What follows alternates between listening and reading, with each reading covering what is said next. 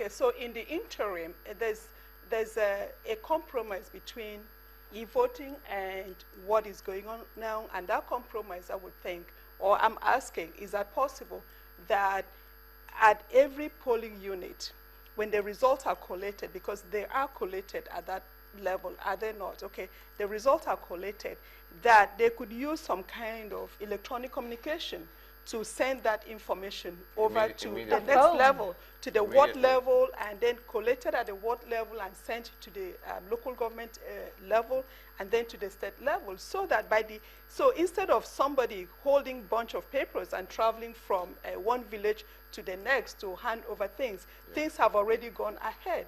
Therefore, if that is possible, and we have another election coming, a set of elections coming up next week, is that something that INEC could consider to send that? I mean, it seems that INEC has become victim of its own effort at perfection, but it can still maintain the credibility of the process by saying, okay, these results can be electronically communicated ahead instead of, so for instance, now we are being told that some people are traveling in from wherever they're traveling in to physically bring the results there.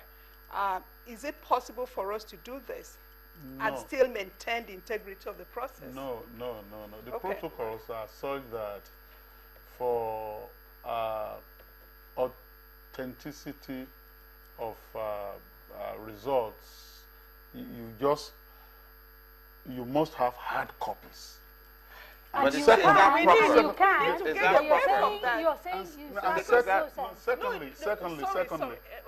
before you continue, but just add this as you continue.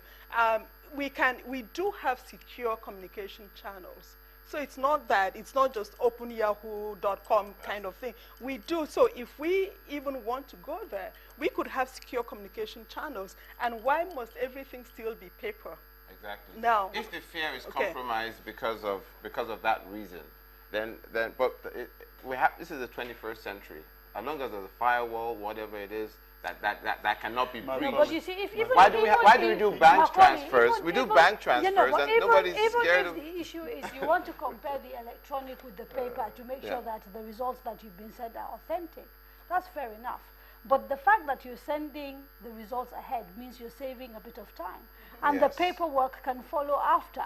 So that at the point of comparison is that collation center where everybody now shows up with their paper, and all you're doing is you've got your collated results, you're just checking the integrity. No, I'm with you all the way, except that I'm saying that given what the Electoral Act provides, that's what you must do, even for the purpose of election petition.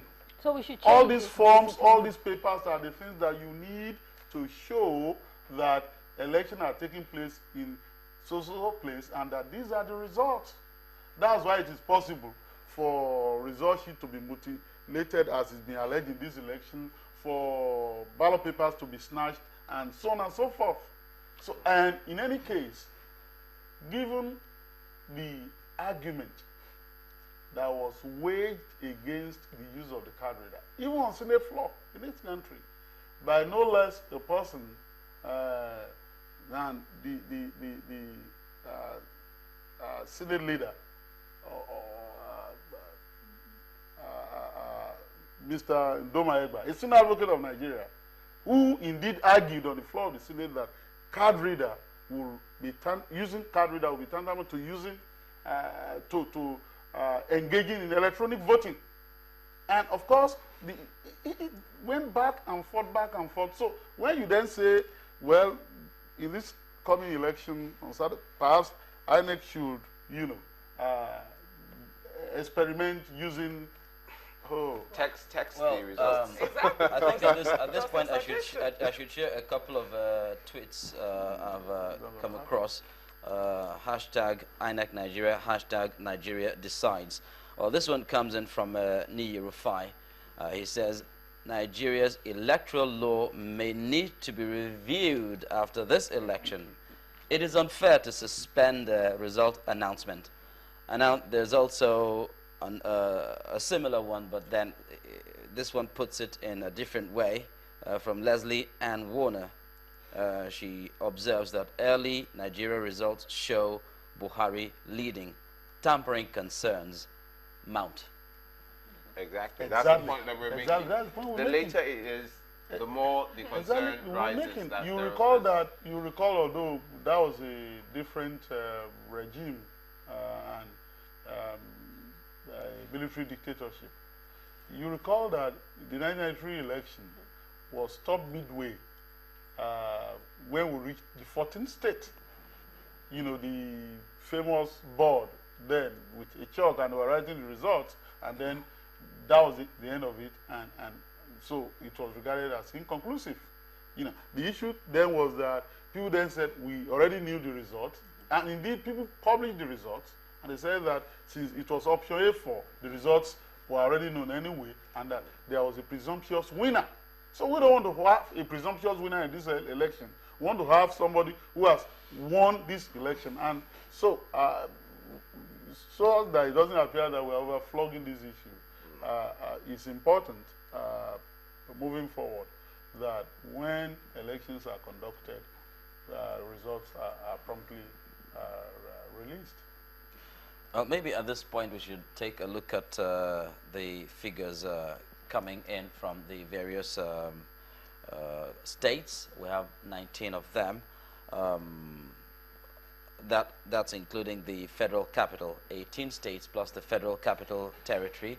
And then, of course, maybe we should also take a look at the geographical spread. Indeed, Malam El-Rufai did mention the fact of the APC presidential candidate. You know, when you put the question to him about the elections having an ethno-geographical outlook, well, he mentioned the fact that in the southwest, General Buhari had actually won most of the states, at least the ones announced. I think it's just Lagos that's left. But we have Ekiti State. Maybe we should have the figures on the slide here. Well, those are the major contenders. President Goodluck Jonathan and General Buhari, the PDP scoring 176,466 to Buhari's 120,331 in Ekiti State. Well, that goes to PDP, perhaps the only state the People's Democratic Party has won in the southwest. Let's have the next state. There we have it now. The PDP in Ogun State trailing the APC there. So it's General Buhari winning by 308,290 to 207,950 for President Goodluck Jonathan. Well, that's also in the southwest. And from the state of Enugu in the southeast. Before we talk about Enugu, could we actually talk about these results out of the southwest? Okay. Yes, there are two things for me which I think are significant about the results. The first is Ekiti State. I think is a bit of a surprise to everybody, given the level of opposition that the sitting governor had against General Muhammadu Buhari. You somehow didn't expect to see APC perform as well in Ekiti State. We're looking at about 40% of the votes cast in Ekiti. That came as a surprise to me personally. I wasn't expecting General Buhari to do and the APC to do as well. On the other hand, I wasn't expecting the margins between the PDP and the APC to be as close in the other states where we had APC governors.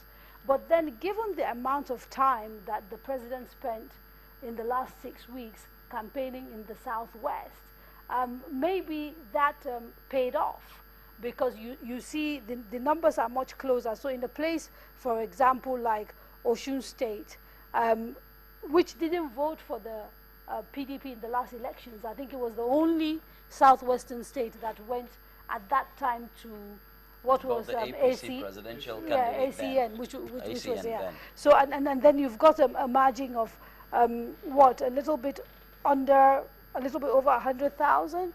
So that came as a bit of a surprise to me, and I guess all the work that the president put into the southwest and towards the sort of last weeks of campaigning really paid off for him, in the sense that at least the margins are not big. Well, let's look at the sorry, Mr. Ogunye. Yes, I just want to say this. I'm not too surprised at the results.